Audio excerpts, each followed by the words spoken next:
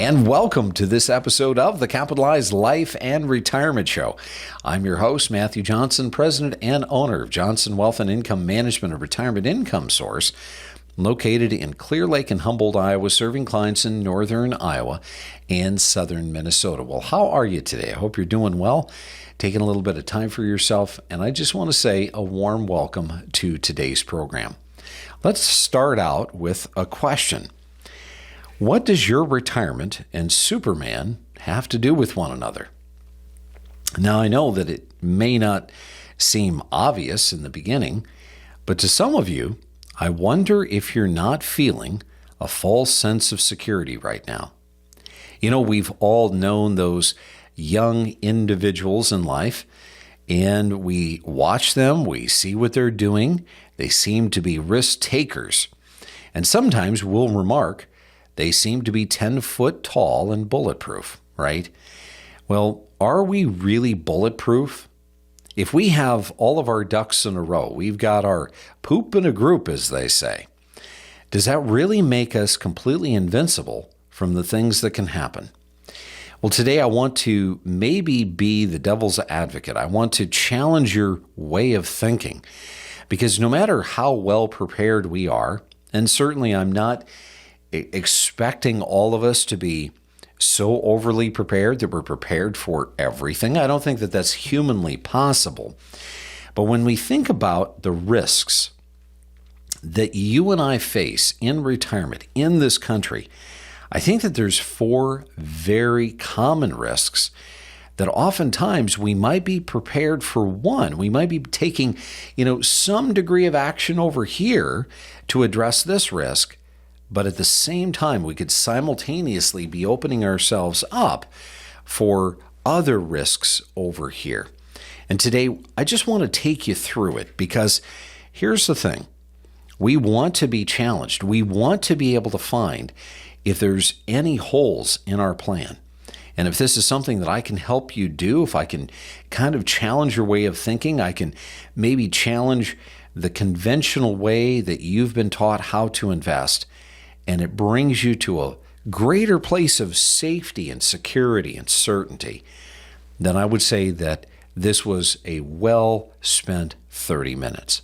Now, in this case, if you happen to be the type that likes to have tangible things, maybe you like to watch things, you like to listen to things, I encourage you to go to our website, johnsonwim.com, where there's a wealth of past radio shows and podcasts. There's white papers that are very educational. And I also encourage you, go to our YouTube channel. This is called The Capitalized Life, and you can go to The Capitalized Life on YouTube. You can search me by name, watch literally dozens, if not hundreds of videos. And I also encourage you, get a copy of my book, The Capitalized Retirement, that you see right here behind me. So if you don't really think that you and Superman have anything in common when it comes to your retirement, maybe we'll start to go through this. And we're going to kind of break this into 4 areas. The first risk that we need to really be thinking about is liquidity risk. When you think about it, liquidity risk is, one of those instances in which we need money, but now all of a sudden our money is not available. This is one of the reasons why I always teach clients that they need to have, depending upon their level of expense and level of goals that they might have for things like financial projects. Maybe they're building a deck, or maybe they're doing a bathroom remodel, or they want to buy a new car. I always want to see clients maintain money in the bank. I know to some financial advisors, that's absolute just baloney. They want you down to having nothing because you're going to lose to inflation. And you know what? We will get to that point. But I think it's always a good idea to be able to maintain anywhere from $15,000 to $25,000 in the bank. Because let's face it, if you need to put a new roof on the house, you need to maybe replace some windows, whatever the case may be, you want to be able to have access to that money. And yet, And yet, when we think about so many of the investments that exist in the world today, investments that have very attractive window dressing, investments that sound like they're going to make us a tremendous amount of return, they can be some of the most dangerous and illiquid investments that we can involve ourselves with. And if we don't have the liquidity that we need when we need it, now we're in a pickle. So what could some of these things be? Well, just a very short list. I want to discuss first and foremost illiquid, non-traded REITs, real estate investment trusts. Now, if this is something that you're not familiar with, something that maybe you have never heard of, chances are you don't have it in your portfolio. But so very often I run into people where maybe a broker or someone has approached them with this idea that they can invest in this real estate investment trust and it's going to provide them a good deal of income and they're going to get a wonderful return and there's going to be this liquidity event that takes place down the road. And so the person says, yeah, it sounds pretty good. And they deposit that money, that 50 grand, that 100 grand, whatever it is. And you know what? Here, 10, 15 years later, maybe 20, they still don't even have their money back, or worse yet, there was a complete default. The company went bankrupt. Now, granted, you might have signed forms that said, hey, this is a risky investment. But when we think about it, so many people today in America, they are being attracted by the promise of big returns. And the reality is that, yes, you could get big returns, but you also have tremendous downside risk. And one of the greatest needs that we have as we age and we get into retirement is accessibility, being able to have liquidity and the ability of getting to our money. Another thing that I see pretty often, again, kind of put into that category of high returns, right? Something kind of exclusive, something that not everybody has, is limited partnerships. Well, what happens if you need your money and you can't find another partner to buy out your share? Again, we could be looking at something where you could be depositing and unable to get your money back. I'm even going to throw this third one in, and this one may raise some eyebrows, but it's still nevertheless true. What about long-term annuity contracts? We know that annuity contracts are something that insurance companies sell us, but very often we have to understand that not every insurance company is the same. Not every insurance company has the same scruples. They have the same design. So we have annuities that we could purchase that are very short term. Maybe they're 3 years, maybe they're 5 years, maybe they're as long as 10. But did you realize that there are insurance companies out there, there are agents out there that are selling even longer term annuities, annuities that could last as long as 20 years? We have things that are designed to produce income for the rest of your life. That sounds like a pretty good deal, and it's promised, it's guaranteed. That's a pretty good deal. But rarely is it being really defined to the consumer that once you put in your money into this immediate annuity, that money is now gone. That money is now the company's money, and what you get in return is a check. Now, is that something that's completely altogether terrible? The answer is no. Actually, it has a place for some people. But again, liquidity and liquidity needs, it's a huge thing. And so we have to think about liquidity risk. What are you involving yourself with? What are you putting your money in that could prevent you from having access to your money when you need it? Now, another one, and this is a big one. This is one that's quite common. We all know about it. We talk about it all the time. It seems like we've talked about it ever since COVID was a part of our life, and that is inflation risk. So you're retired. You're on a fixed income. And what you realize soon enough is that Social Security and that cost of living adjustment was just simply not enough. And what happens at that point is, because you need to live your life, you need to be able to pay your bills, but the bills keep coming and getting bigger and bigger and bigger, is you realize that you're going to have to start dipping into your principal. Inflation is like financial pneumonia. You don't see it, you don't hear it, but all of a sudden, it has a chokehold on your money. You see, no matter what you're doing with your money, you have a responsibility to, as prudently as possible, grow your money.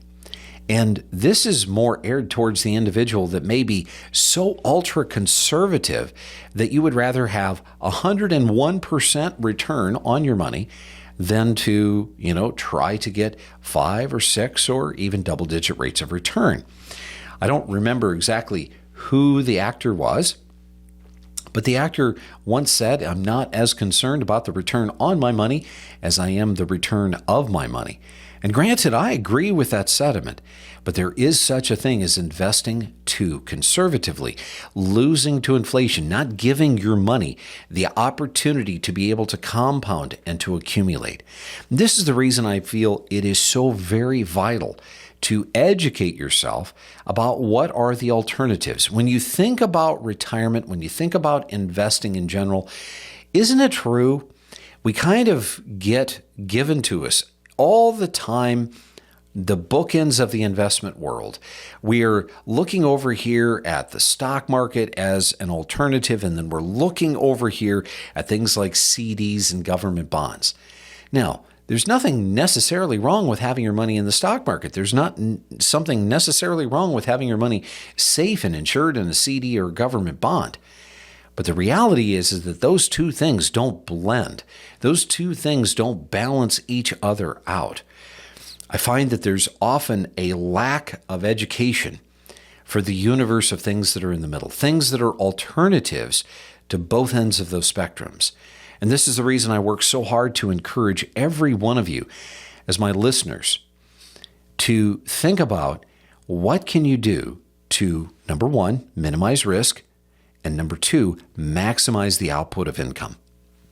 Whether that income is interest income or dividend income, remember the growth equals income plus capital appreciation. And if you're a very ultra-conservative person, that's fine. But realize that the interest rates, as they continue to come down, and they will come down, is going to reduce the capability, the potential of your money to make money at the same exact time that the cost of living is going to be increasing. What are you going to do to be able to protect your principal from that? What are you going to do when you need more income? What are you going to do to be able to sleep at night? You see, inflation risk is very real, and I know you know it's real, but it's trying to encourage you to educate yourself more on what you can do in order to be able to find that happy medium where your money has maximum safety, but also maximum potential output for income, additional income that you're going to need when the cost of living goes up. Sit tight. We'll be right back. And welcome back to the Capitalized Life and Retirement Show. I'm your host, Matthew Johnson, president and owner of Johnson Wealth and Income Management, a retirement income source located in Clear Lake and Humboldt, Iowa, serving clients in northern Iowa and southern Minnesota. If you're just joining us, welcome to today's program. I started today's program by just asking a silly question. What does Superman and your retirement have to do with one another? You know, we as human beings all want to think that we are properly prepared. And you know what? I would say as Midwesterners, when it comes to living in the Great Plains and the wonderful area that we live in, we may be better prepared than most. When it comes to winter storms, we're prepared. We've got the items in our car. We have the items in our house to protect us. We know all about storms and tornadoes, and we know where to go and what we need to keep in stock. We probably have bank money that is sitting in the bank. We might have money at home just in the off chance that something happens and there's a glitch and we're able to, still procure and buy the items that we need. But when it comes to finances, when it comes to having a retirement that may end up lasting us 15, 20, I don't know, maybe even 25 years, sometimes we can be very thrown off by the risks that are presenting themselves, and we may not even know it. These are the things that can jeopardize our retirement. In the first half of our program, we discussed that for most individuals, we are not bulletproof. We are not Superman. We have to be careful of liquidity risk. We can't be putting too much of our money into things that are going to tie our money up for any length of time that is too long of a length of time. We can't be investing in things that are going to provide us too conservative of a return. This is inflation risk, where the cost of living is going up, but our money just simply isn't producing enough in growth, in appreciation or interest or dividends to be able to help us offset the effect of that inflation. And granted, you already know my opinion that right now we have really ever since November been hearing about tariffs. We know the tariffs are being implemented as we speak. And yet, here's the thing. Tariffs can take months, if not years, to trickle into the economy. And yet we're seeing the cost of living, the cost of things going up all around us. Is this real? Well, whether it's real or whether it's imagined, it is taking place. You and I know it. And here's the thing. It's a very convenient narrative. Corporations are seeing the opportunity to front load their profits by driving costs up because they know that they can blame it on the tariff. They can say, well, the tariffs are affecting us. Well, chances are they're not affecting them yet. They will eventually affect them. But we know that for us, the consumer, the person that's purchasing the good, the service, we can expect higher prices. So we have to be able to protect ourselves from that bullet. That's something that is indeed coming. So what's another risk? Well, we talked about those first two risks, but here's another risk that's very well known, a risk that's very common. And yet, for some odd reason, it is very grossly overlooked so very often. And that's volatility risk. You know, when you think back 15, 20 years ago, when you were more in the accumulation stage of your life than maybe you are today, taking on risk, investing in things that had a lot of risk can be a wonderful advantage to you. We want to focus on growth. We want to focus on capital appreciation. We want to be able to take that risk because, quite honestly, money that's in a 401k or a 403b or an IRA, even a Roth, we know we can't touch that money until we are at least 59 and a half years of age. So we have the security of the paycheck. We're on the accumulation stage of life. Why not just go ahead and continue to put more money towards risk? That makes sense. But let me ask you this. If you're within 5 years of retirement and you lose big, there's volatility that comes from really out of nowhere. If you lost half of your money, how would that make you feel, number one? Number two, what would it do to your plans to retire?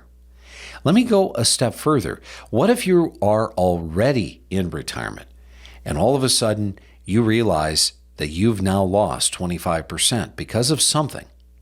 And that something could be something as well innocent as just something being done politically. It could be as innocent as something not being done that was expected. It could be something as simple as a headline or someone saying something. Let me ask you this. Do you remember the name Ben Bernanke? I'm certain all of you do. That name is almost as synonymous as the name Warren Buffett or, say, Alan Greenspan. The reality is that when Ben Bernanke was the head of the Fed, he would come out and he would rattle his saber about changing interest rates, and the stock market would go wild. You see, volatility is something that could be promoted by an action or even an inaction, but the reality is it's still going to affect you. It's going to potentially affect your future. And volatility is something that, yes, though we can stomach it, we can absorb it when we're young, we have the security of the paycheck. This is something that we need to be asking ourselves, are we starting to distance ourselves from that volatility? Are we reducing the risk of volatility down to a more Well, a more meaningful level, a more sustainable level as we get closer to retirement and we find ourselves in retirement. If this is something where maybe you've held the same asset classes, maybe you've invested in the same mutual fund, and this thing has just done extremely well for you, does that make it bad? Absolutely not. But what if you get into retirement and you realize that there's not enough interest in dividends? What are you going to do? Well, for most individuals, unknowingly, if they want money, they're going to have to sell shares. And you know, friends, it's not when the market's high and things are going well and we have to sell shares that's the problem. The problem is, what do we do in the years in which there's volatility? In the years in which that mutual fund is way down. And granted, we knew that there was that risk, but now we're selling shares at a loss simply because we need the income. And we can't afford to just not have the income. You see, volatility is something that we can measure. Volatility is something that we can do an analysis on. So many people every single month stop in, whether it's in the Clear Lake office, whether it's in the Humboldt office, soon to be the Ankeny office. This is something where individuals are wanting to know, can I test, can I measure for the volatility, the drawdown risk that I might be sustaining if I continue to hold these same funds, these same investments into retirement? And the answer is yes. And why do we look? Why is it prudent to look at those things? Well, for this very same reason that we change the oil in our automobile. We want to have the diagnostic test run. We want to make certain that everything is functioning properly so we can continue to have a smooth progression into the future. So we've talked about three. We talked about liquidity risk. We've talked about the inflation risk that we're all dealing with right now. We've talked about volatility risk. These are things that we have to be very much attuned to. And remember, human beings are the ones that create most of the volatility. Why? Because of the human element. When people get scared, when investors get scared and they pull the money, well, it can happen so quickly overnight. This is the reason why back in 2020, we watched as the market lost 37% in literally 6 weeks. Folks, that was a demonstration of not only the human element, but also, to many people's chagrin, the activity of electronic trading, artificial intelligence, robotic trading. Those things are trained to be able to sell when it sees volatility. And though you might think that's a great thing, is it really working to your advantage if you're the person trying to hold those assets? So what's the fourth? The fourth and the final is the least savory. And this is the one that is called the total and complete loss risk. Something that none of us really ever expect to see. But let me ask you, when Enron just imploded, when Blockbuster disappeared because it wouldn't pivot, when Spirit Airlines disappeared into oblivion, what happened to those shareholders? What happened to the money that those shareholders had poured into those stocks? You see, this is one of the reasons why I try to suggest to every single person, we have to be very careful of optimism, especially irrational optimism. You can be extremely optimistic about a certain sector of the market, a particular company, a stock, something that's kind of your darling. But we have to be careful of it because we always have something called means revert. Think of your company on a pedestal, and underneath there's a company that is chipping away and chipping away and chipping away. Having too much of your money in any one particular sector, having too much of your money in any one particular company is a recipe for disaster. Can you have a slight overweight of a particular position? Of course. Think about the people that have made so much in Walmart or Amazon or Facebook or just in general, the Magnificent Seven. There's nothing wrong with that. But when we put too much of our faith, hope, and expectation in one particular corporation, one company that is being run by human beings, you have a CEO and he makes one bad decision, that could end up costing you very dearly. And the problem is this is money you've worked so very hard to save all of your life. Many years ago, I had a very wonderful client that told me that investing in the stock market is very much like riding an escalator and yet also riding an elevator. And he said, when the market's going up, it's like riding an escalator.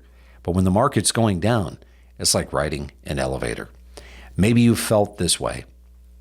So what's the point? Well, the point is, I encourage you to check yourself.